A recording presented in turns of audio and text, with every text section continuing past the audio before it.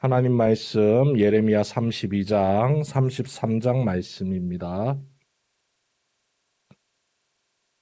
예레미야 32장에서 33장까지의 말씀입니다.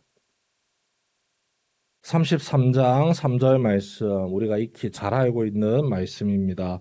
너는 내게 부르짖으라. 내가 내게 응답하겠고 내가 알지 못하는 크고 은밀한 일을 내게 보이리라. 예레미야서를 읽어가면서 하나님께서 이스라엘 백성, 유다 백성들에게 진노하시는 모습을 우리가 살펴보았습니다. 그 진노하시는 모습 가운데서 백성들을 향해서 예레미야에게 이렇게 선포하라고 종종 말씀하셨습니다. 너희는 나를 향하여 기도하지 말아라. 내가 듣지 않을 것이다. 너희들의 죄악이 너무 가득 찼기 때문에 그 기도 역겨워서 내가 들을 수가 없다. 이렇게 말씀하셨습니다. 그런데 이제는 예레미야를 통해서 기도할 것을 이야기하시죠. 이를 너는 내게 부르짖으라. 부르짖어야 한다는 것입니다. 하나님께서 부르짖지 말라라고 이야기를 하셨어도 우리의 소망은, 우리의 구원은 오직 하나님께 달려있기 때문에 하나님의 말씀과 상관없이 끝까지 포기하지 않고 하나님께 매달리라는 뜻입니다. 하나님께 간구하라는 뜻입니다. 그렇게 하나님께 간구하며 나아갈 때에 하나님이 우리에게 주시는 약속의 말씀이죠. 내가 너에게 응답할 것이다. 그리고 네가 알지 못하는 크고 은밀한 일을 그 구원의 은혜의 손길을 내가 너에게 응답의 은혜로서 보여줄 것이다. 우리는 종종 생각합니다. 내가 염치가 없어서, 내가 너무 부끄러워서, 그리고 내가 지은 죄가 너무 커서 낙심하고 절망하고 자존심 찾으려 하는 그때가 있습니다. 하지만 그 모든 것을 떨쳐버리고 하나님을 향한 온전한 믿음을 지켜서 주님께 매달리는 것이 우리가 살아갈 수 있는 유일한 길임을 하나님께서 직접 예레미야 선지자를 통해서 알려주시고 이 말씀을 읽어 나아가는 우리에게 알려주십니다. 하나님 앞에서는 염치가 필요 없죠. 하나님 앞에서는 우리는 한없이 부족하고 연약한 죄인에 불과하기 때문입니다. 반대로 우리는 염치 없고 패역한 죄인이지만 우리가 그렇게 기도하면서 바라보는 하나님은요. 얼마든지 은혜를 베푸실 수 있습니다. 전능하신 능력이 있습니다. 공의로서 우리를 심판하기도 하시지만 사랑으로서 우리를 회복시키고 다시 일으켜 세우실 수 있는 능력이 있으신 하나님이십니다. 그 하나님께서 예레미야에게 말씀을 주셨습니다. 32장 말씀을 보면 반드시 일어날 수밖에 없는 심판에 대한 말씀이 나오죠. 그 말을 이 시드기야 왕 앞에서 하라고 명령하셨습니다. 예레미야가 너무 불안하고 두렵고 떨리지만 하나님의 명령이기 때문에 그 명령에 순종해서 굉장히 긴 말씀을 시드기야 왕에게 선포를 했죠. 이 왕이 너무나도 기가 막히고 놀라서 이 예레미야를 가둬버렸습니다. 너는 왜 그런 쓸데없는 소리를 하느냐? 안 그래도 지금 분위기가 흉흉하고 너무 불편한데 너까지 이렇게 하나님의 이름을 들먹이면서 나를 불안하게 해서 되겠느냐 하면서 그 불안한 마음을 이겨내기 위해 이 예레미야를 감옥에 가둬버린 것이죠. 그 감옥에 있는 예레미야 입장은 어떨까요? 나는 하나님이 하라고 해서 시키는 대로 했을 뿐인데 어째서 내게 이런 일이 일어납니까? 하지만 하나님이 예레미야에게 크고 은밀한 일을 보여주시기 시작합니다. 그런데 그 보여주시는 일들이 좀 어떻게 보면 상황에 맞지 않는 일이죠. 32장 7절 말씀 제가 읽어드리겠습니다.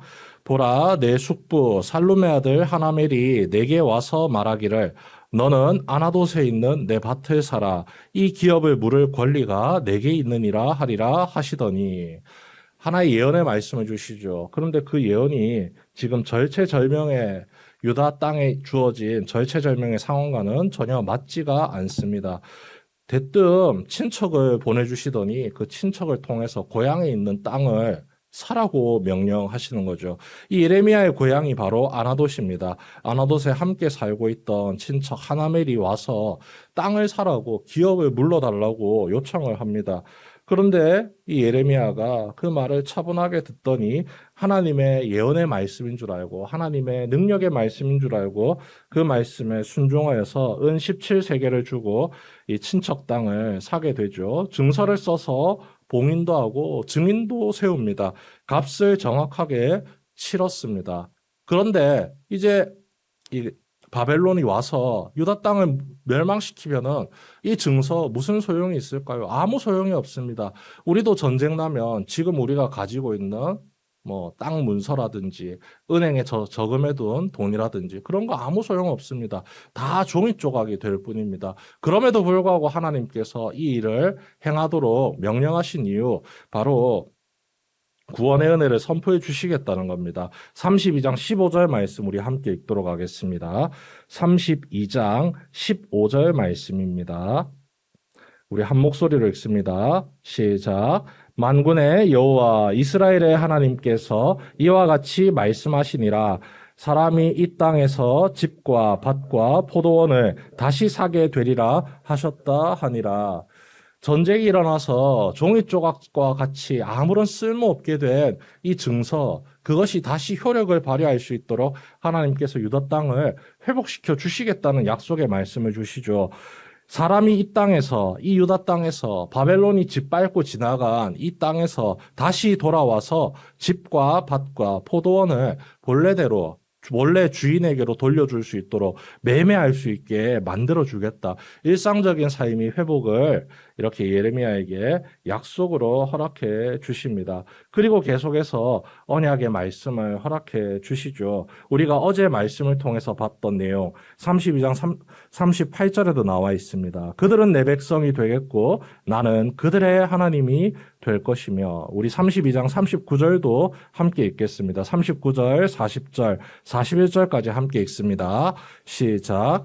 내가 그들에게 한 마음과 한 길을 주어 자기들과 자기 후손의 복을 위하여 항상 나를 경외하게 하고 내가 그들에게 복을 주기 위하여 그들을 떠나지 아니하리라 하는 영원한 언약을 그들에게 세우고 나를 경외함을 그들의 마음에 두어 나를 떠나지 않게 하고 내가 기쁨으로 그들에게 복을 주되 분명히 나의 마음과 정성을 다하여 그들을 이 땅에 심으리라.